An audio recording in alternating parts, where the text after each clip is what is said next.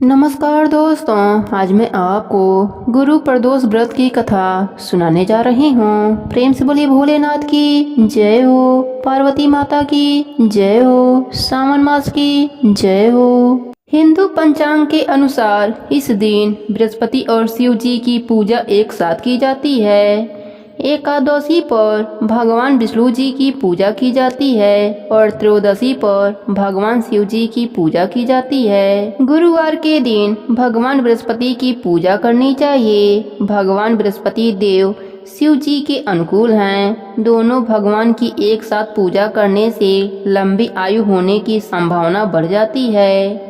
भगवान बृहस्पति आमतौर पर पीले रंग की मिठाई पसंद करते हैं और पीला कपड़ा पहनना पसंद करते हैं। पीला रंग उनका पसंदीदा रंग है और यह आशा और खुशी का रंग भी होता है। गुरुवार प्रदोष व्रत आपके जीवन को बेहतर बनाने में मदद करता है और गुरुवार प्रदोष व्रत का पालन करने से आप बृहस्पति देव, भगवान शिव जी और माता पार्वती के आशीर्वाद को पाते हैं। पौराणिक कथा के अनुसार एक बार इंद्रदेव और वृत्रासुर ने अपनी अपनी सेना के साथ एक दूसरे से युद्ध किया। देवताओं ने दैत्यों को हरा दिया और उन्हें लड़ाई में पूरी तरह से नष्ट कर दिया। वृत्रासुर यह सब देखकर बहुत क्रोधित हुआ और वह स्वयं युद्ध लड़ने के लिए आ गया।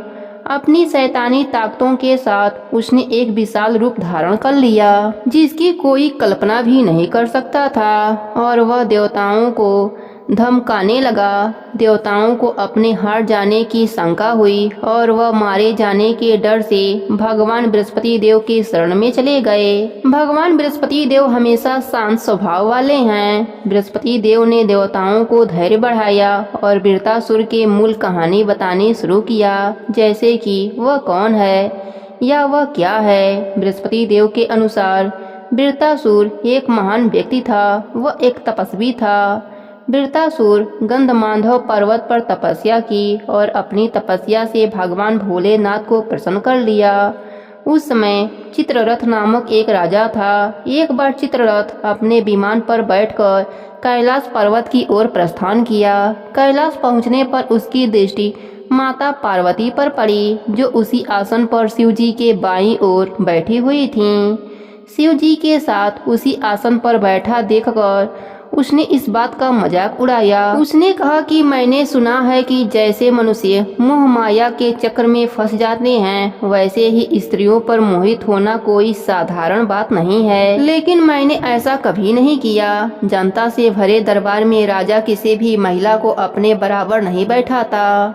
इन बातों को सुनकर भगवान शिव जी ने मुस्कुराते हुए कहा कि दुनिया के बारे में उनके विचार अलग हैं। शिव जी ने कहा कि उन्होंने दुनिया को बचाने के लिए जहर पी लिया, लेकिन माता पार्वती उस पर क्रोधित हो गईं। इस तरह माता पार्वती ने चित्ररथ को श्राप दे दिया। इसी श्राप के कारण चित्ररथ एक राक्षस के रूप में पृथ्वी पर वापस आ गया। जगदम्बा भवानी के श्राप से चित्ररथ राक्षस बन गया।